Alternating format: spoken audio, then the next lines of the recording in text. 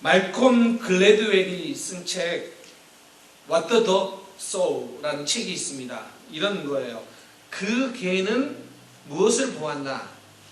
거기에 보면 애견 심리센터를 운영하는 시저 밀란이라는 사람이 있는데, 이 사람이 어떤 능력을 가지고 있냐면 괴물이 된 강아지를 단 5분 만에 천사로 변화시키는 능력을 가지고 있는 사람입니다.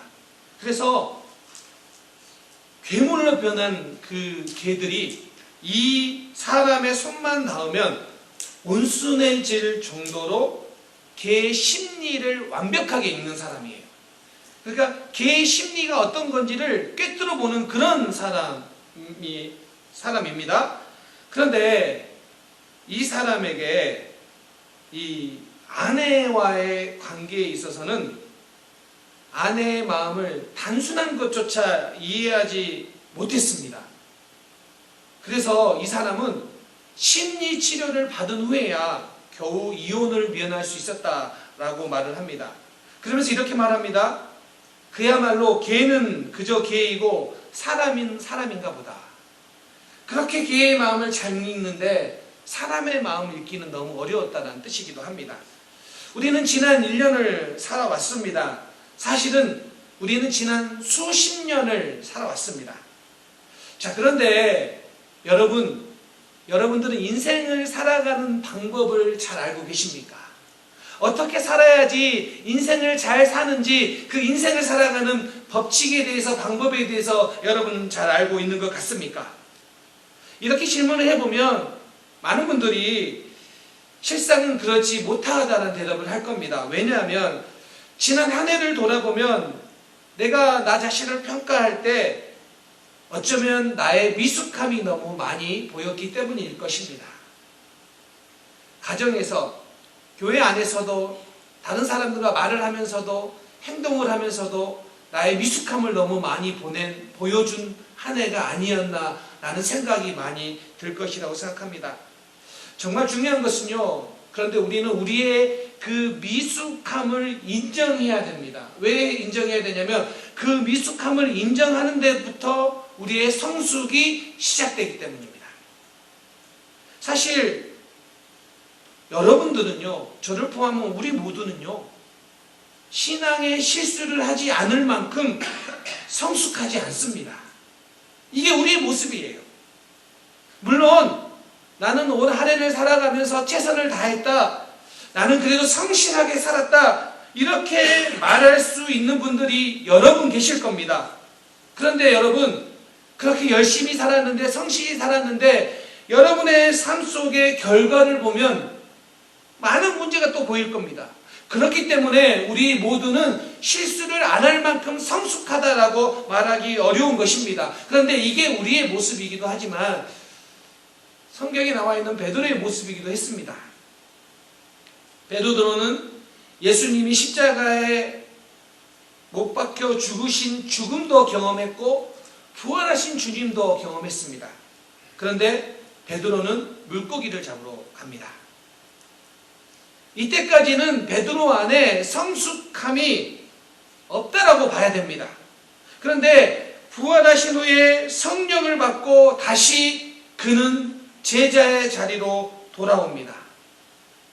그렇기 때문에 우리가 한 해를 돌아보면 우리 안에 실수도 많이 생각날 것이고 부족함도 많이 생각날 것입니다. 그런데 여기서 우리가 점검해야 되는 것은 내년도 동일하게 내 경험을 믿고 내 생각대로 살면 반복이에요. 실수의 반복, 미성숙함의 반복.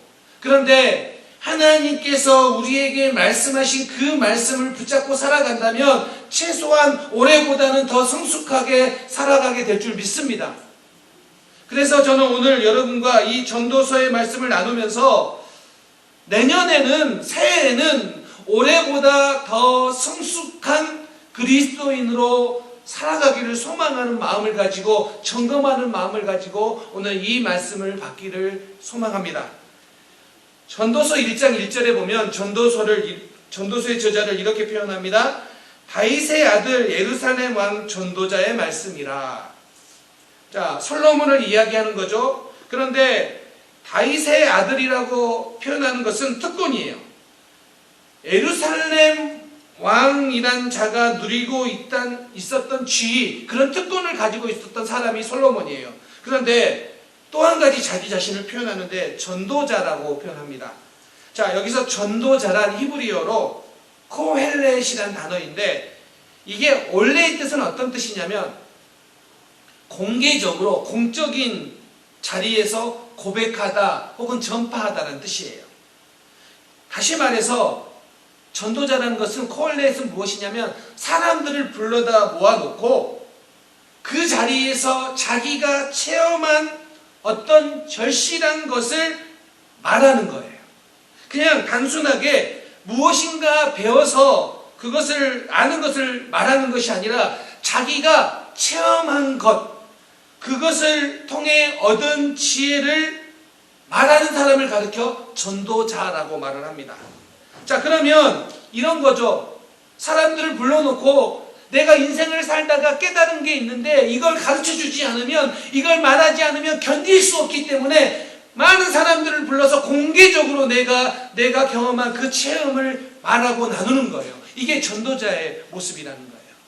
그런데 오늘 그 전도자가 인생을 살아오면서 경험한 것들을 오늘 우리에게 나누는 거예요. 그렇다면 인생을 살아가고 있는 우리는 이 전도자의 말을 잘 귀 기울여 들어야 될 필요가 있습니다. 왜냐하면 하나님께서 나눠주신, 보여주신 지혜이기 때문입니다.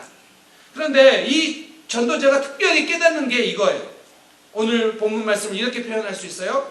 하나님은 모든 때를 의미 있게 만드신다는 거예요. 여러분, 여러분의 모든 시간들을 하나님이 의미 있게 만드십니다.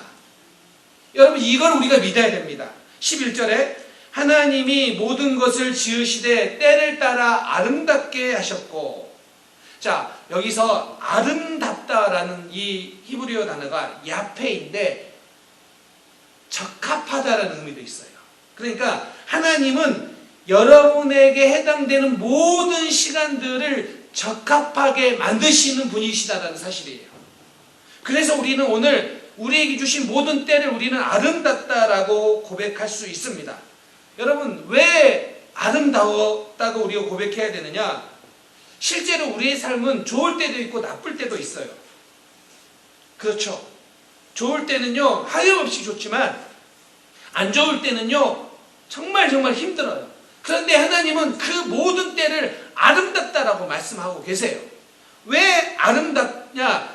하나님이 보시기에 모든 시간들이, 모든 때가 의미 있는 때이기 때문입니다. 의미 있는 때, 의미 있는 시간이기 때문입니다. 그래서 우리의 눈에 보기에 아름답지 않다고 해서 아름답지 않은 게 아니에요.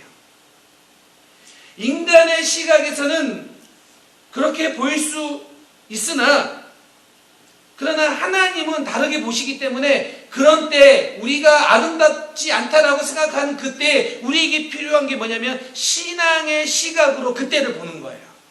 하나님이 주신 그때를 바라보는 것입니다.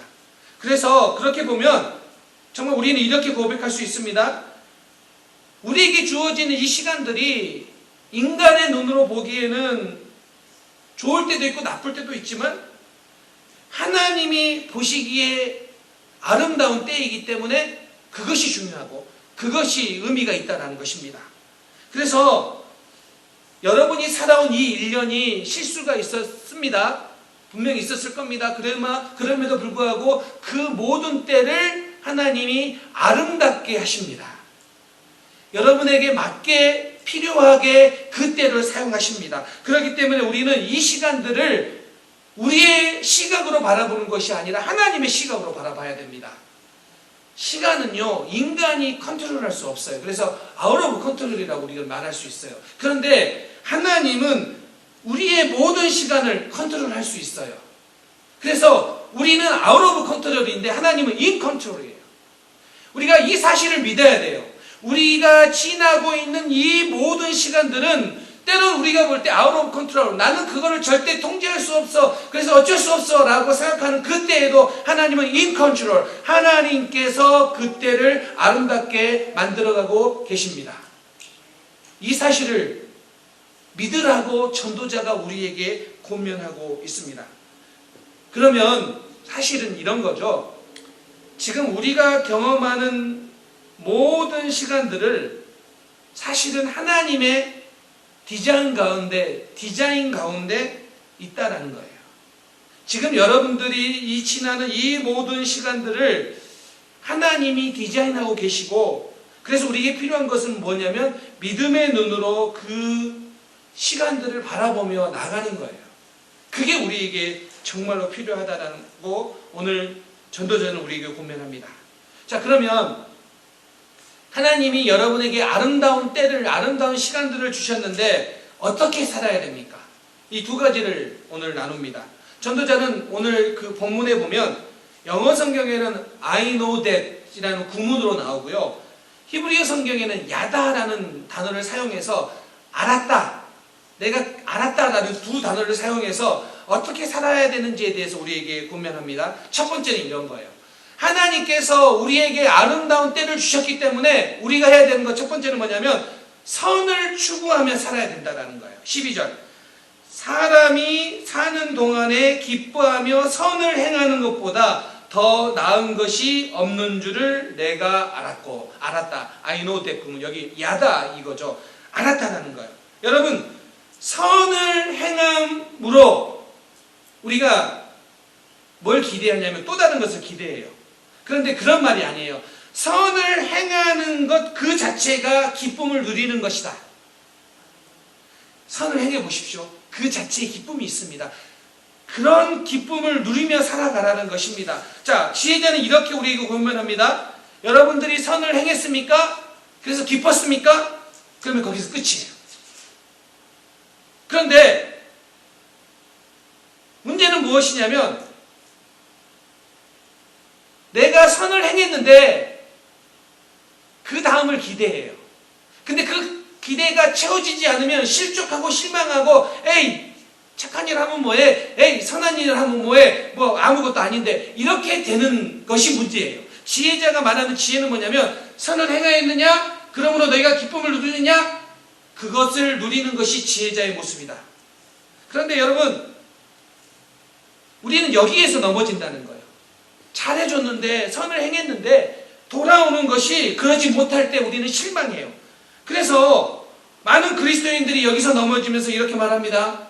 매일 나만 양보해야 되고, 나만 손해봐야 되고, 나만 섬기는 거, 그거 나 이제 하기 싫다, 지친다. 근데 여러분, 이 논리에 함정이 있어요.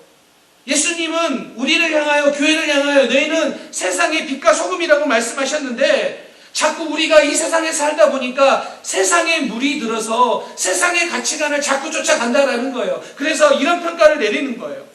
여러분, 한번 물어보고 싶습니다. 올 1년을 살아오면서 여러분들은 하나님께서 주신 말씀, 그 가치관, 하나님의 가치관에 따라 영향을 많이 받으셨습니까? 아니면 세상 사람들이 말하는 그 가치관의 영향을 더 많이 받으셨습니까? 1년을 생각해 보세요. 어떤 거에 내가 더 많이 반응했고 더 많은 귀를 기울였나? 여러분, 그리스도인들은요, 그냥 어찌 됐든 간에 잘 살면 되고 부자 되면 되고 그냥 커지면 되고 이게 아니에요. 하나님은 우리에게 너희가 깨끗한 그릇이 되는 것을 포기하면서 더러워도 괜찮으니까 큰 그릇이 되라, 그것이 우리의 목표가 되어서는 안 된다고 말씀하세요. 그것이 바로 바벨탑이에요. 욕망의 바벨탑. 더러워도 괜찮으니까 커지기만 해라. 깨끗하지 않아도 괜찮으니까 더 유명해지고 더 많아지고 그것을 쫓아가는 것이 욕망의 바벨탑을 쌓는 이 세상 사람들의 가치관이에요. 그런데 날마다 이 시험이 우리에게 찾아온다는 거예요. 그래서 하나님이 말씀하시는 것보다 우리 안에 꿈틀대는 건 뭐예요? 어떻게든 커지고 유명해지고 부자 되고 그렇게 힘이 세지는 것, 이것을 버릴 수 없는 그 욕망이 우리에게 찾아온다라는 거예요. 그런데 그러다가 포기하는 거예요. 그리스도인 됨을 포기하는 거예요. 오늘 본문은 지혜자는 우리에게 이렇게 고면합니다. 여러분들이 선을 행했습니까? 먼저는 선을 행하십시오. 그리고 선을 행하시면서 여러분에게 기쁨이 찾아왔습니까? 거기서 끝입니다. 왜냐하면 그것이 보답이에요. 선을 행함으로 누리는 기쁨, 그것이 보답이에요. 더 이상 다른 것을 기대하면서 실망하거나 좌절하지 말라라는 거예요. 그냥 선을 행하면서 살아가는 것이 허물을 이겨내는 지혜로운 인생의 모습이라는 겁니다. 그래서 전도자가 그렇게 말합니다. 13절에서 사람마다 먹고 마신 것과 수고함으로 낙을 누리는 그것이 하나님의 선물인 줄도 또한 알았도다. 전도자는 우리에게 이렇게 말합니다. 인간이 먹고 마시는 일이 하나님의 선물이다. 이게 어떤 의미냐면 먹고 마시는 것은 인간의 기본적인 욕구인데 이것도 중요한 것이지만 이것이 하나님의 선물. 즉 이런 거예요. 우리가 수고하면서 낙을 누리는 것이 하나님의 선물입니다. 때로는 우리 가운데 수고도 있지만 그 가운데서도 즐거움을 누리고 살아가는 것이 하나님의 선물. 인생이 그래서 하나님의 선물이에요. 그런데 우리는 이렇게 말을 합니다. 즐길 게 있어야지 즐기지. 너무 힘든데. 이렇게 말하는데 히브리어에서 낙을 누린다라는 것은 좋은 쪽을 바라본다는 의미예요. 그러니까 이런 거예요. 내 삶 속에 힘듦도 있고 좋은 것도 있지만 좋은 쪽을 바라보면서 기뻐하며 낙을 누리는 것, 그것이 지혜로운 사람의 모습이라는 거예요. 사랑하는 성도님들, 좋은 쪽을 보십시오. 교회 안에서도 좋은 쪽을 보십시오. 지체 간의 관계에서도 그 지체의 좋은 면을 보십시오. 여러분 이거를 훈련해야 됩니다. 여러분 인간관계 하다가 성도들 간의 관계에 있다가 누구를 보는데 그 사람의 흠이 보이십니까? 그러면 그 흠보다 그 사람의 좋은 쪽을 바라보면 그 사람과의 관계가 있어서 즐거움이 있어요. 그런데 흠이 보입니까? 그 흠만 보면 즐거움이 없어요. 그 사람의 관계에 있어서. 여러분 교회 오실 때 교회에 뭘 봐야 됩니까? 좋은 쪽을 보십시오. 그러면 교회 오는 것이 늘 즐겁습니다. 네. 여러분 저를 바라볼 때 저의 좋은 쪽을 보십시오. 그러면 저를 볼 때 늘 여러분 네. 다시요. 여러분 저를 바라볼 때 저의 단점도 있지만 저의 좋은 쪽을 바라보십시오. 그러면 여러분에게 저를 볼 때마다 여러분 가운데 뭐가 있습니까? 기쁨이 있을 줄 믿습니다. 아멘. 네, 아멘. 네. 아멘 하신 분들 감사합니다. 네. 여러분 좋은 쪽을 바라보는 것, 이것이 이렇게 살아갈 때 하나님이 우리에게 주신 선물이다라는 것이, 인생이 선물이다라는 것을 여러분 깨달으며 살아가게 될 줄 믿습니다. 두 번째는 이거예요. 또 한 가지. 하나님이 우리에게 이 선물을 주셨는데, 인생을 선물을 주셨는데, 그래서 먹고 마시는 이 인생의 모든 것들 가운데 우리가 즐거움을 누리는데, 그런데 잊지 말아야 될 게 있습니다. 인생의 주권은 오직 하나님께만 있습니다. 이걸 잊어서는 안 돼요. 14절 15절 하나님께서 행하시는 모든 것은 영원히 있을 것이라 그에 더할 수도 없고 그것에서 덜할 수도 없나니 하나님이 이같이 행하심은 사람들이 그의 앞에서 경외하려 하심인 줄을 내가 알았도다. 또 안 거예요. 깨달은 거예요. 자, 여러분 14절은 하나님이 행하시는 불변성이에요. 절대 변하지 않는 하나님의 하시는 일이에요. 15절은 반복이에요. 또 반복되고 또 반복돼요. 그런데 이 모든 것 가운데 하나님의 주권이 있습니다. 하나님의 통치가 있습니다. 이거를 깨닫고 살아가는 것이 지혜로운 사람의 모습이라는 겁니다.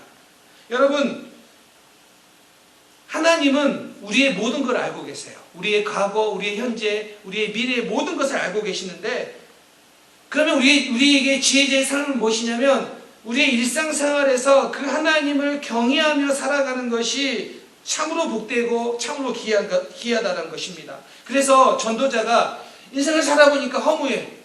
여러분 2023년 한 해 지나가는데 얼마나 허무합니까?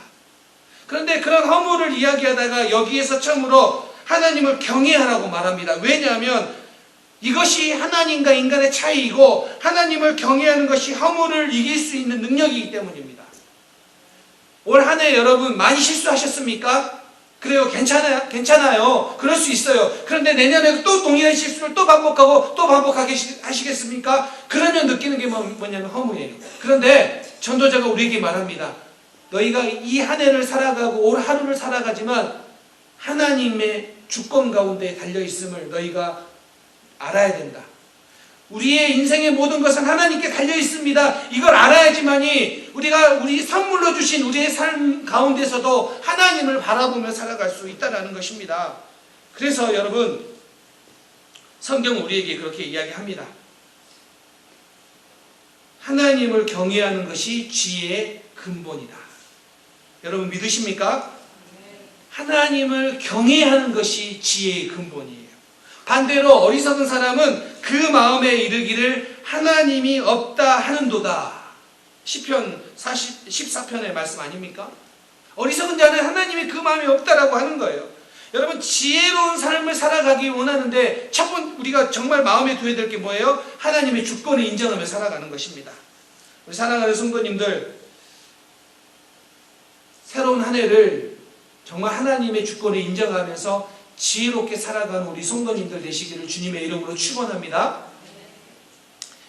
여러분 그 하늘의 제왕이라고 불리는 독수리를 공격하는 유일한 새가 있는데요. 그 새가 까마귀라고 합니다.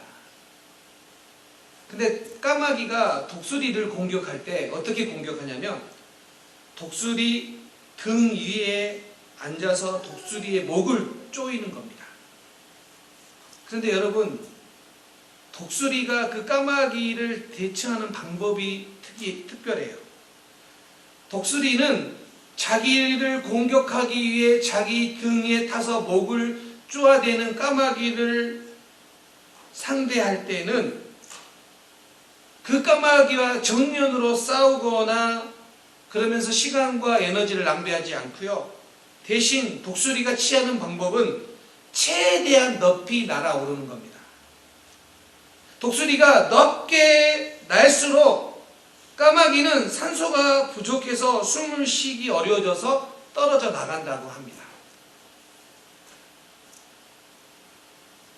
몇 년 전에 미국 미네소타 한 아마추어 사진 작가가 자연을 찍다가 이 모습을 찍었어요. 까마귀를 공격하고 있는, 아니죠, 독수리를 공격하고 있는 까마귀. 근데 여러분 한 해를 생각해 보면 까마귀의 공격을 받을 때가 제법 많이 있었던 것 같아요. 치사하게 등 뒤에 타서 내가 닿지 않는 곳에 나를 공격해요. 정면으로 싸우면 게임도 안 되는 별 볼 일 없는 것인데 숨어서 뒤에서 뒷말하면서 다른 사람 통해서 공격해오는 수많은 까마귀들. 그런데 여러분 우리는 얼마든지 까마귀와 싸워서 이길 수 있지만 까마귀는 싸우는 대신 하늘 높이 날아가는 것처럼 우리를 공격하고 귀찮게 하는 수많은 까마귀의 말과 행동들과 표정과 태도들을 바라보면서 여러분은 하나님 앞으로 얼마만큼 날아오르셨습니까? 한번 이 질문을 던져보기 원합니다.